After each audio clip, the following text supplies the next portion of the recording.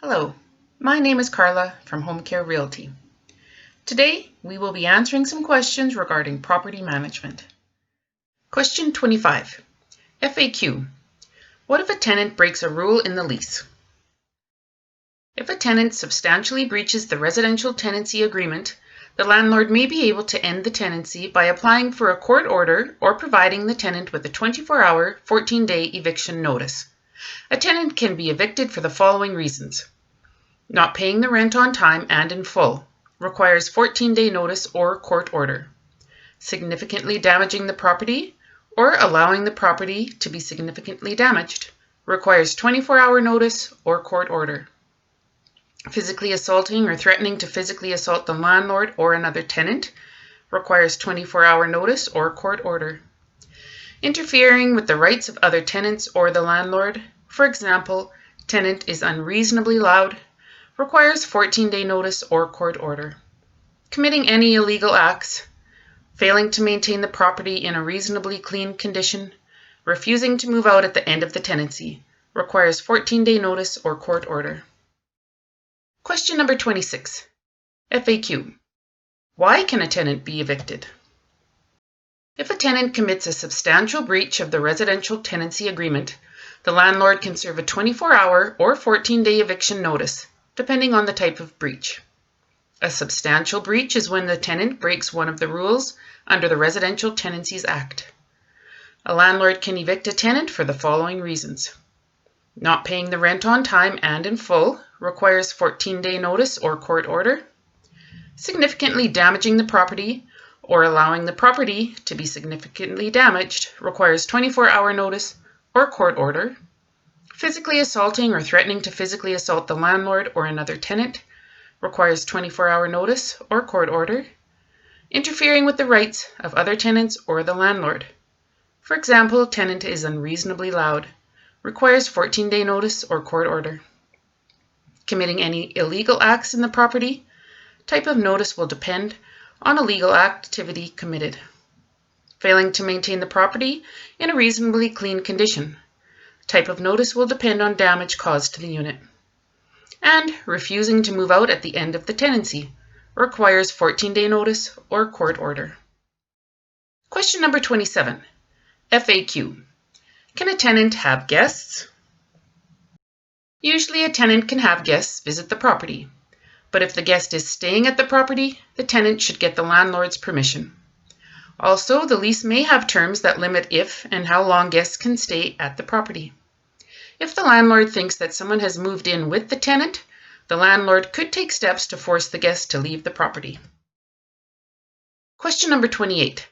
FAQ. Does a landlord have to provide the tenants with contact information? Yes, the landlord must provide tenants with their contact information, such as a mailing address and physical location. That way, tenants can contact the landlord to pay rent or if they have problems with their rental unit. The landlord can provide this information in a notice of landlord. The landlord must give the notice to the tenant within 7 days of the tenant moving into the rental property. The landlord can also provide this information in the lease. Otherwise, they can post it in a common area of the rental building, such as the lobby or mailroom. Question number 29. FAQ.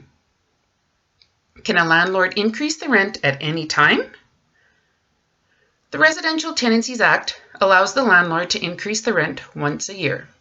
For monthly periodic tenancies, landlords are required to provide 3 tenancy months written notice of the increase in rent.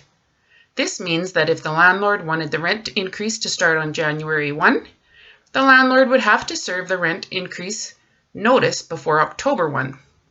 For weekly tenancies, landlords must provide 12 weeks notice, and for any other periodic tenancies, landlords must provide 90 days notice.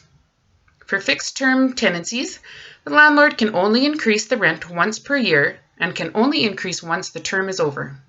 For example, if there was a 1-year fixed-term tenancy, the landlord could increase the rent at the end of the fixed term to be effective for the next fixed-term tenancy.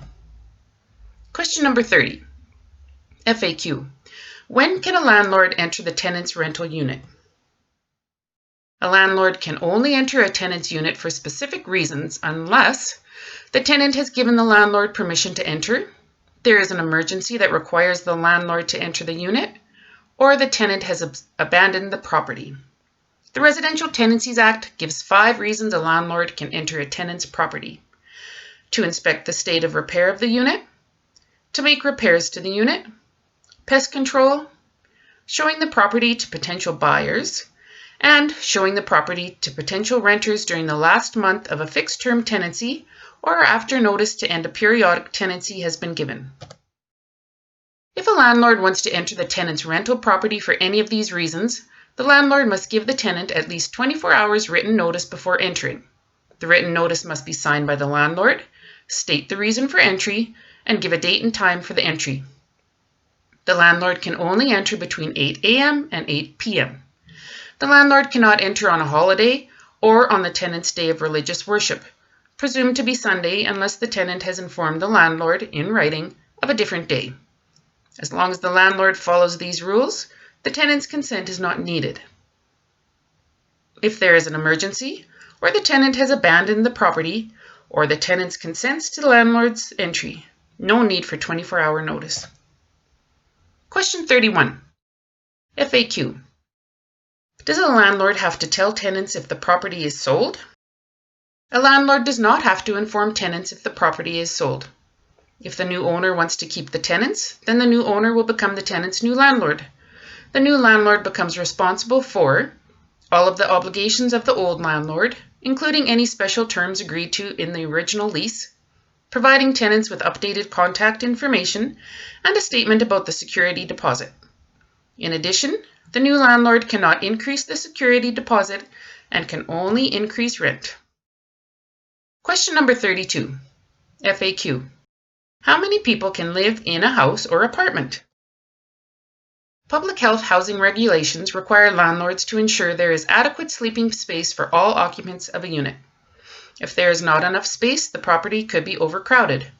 Local municipal bylaws can also impact the number of people that can live in a rental property. Question number 33. FAQ. Does each roommate need to sign the lease? No, but a landlord usually requires that everyone who is living in a rental unit be named on the lease agreement, either as a tenant or occupant. Landlords have the right to know how many people are living in the rental unit and who is living in it. This information is important to ensuring the minimum housing and health standards are met, and that both landlords and tenants can fully exercise their rights if breaches their legal obligations. If a person is named as a tenant on the lease agreement, that person is subject to all of the rights and obligations of a tenant as outlined in the Residential Tenancies Act. Where someone is named as a tenant on the lease agreement but has not signed the agreement, he or she still has the rights and obligations listed in the Residential Tenancies Act.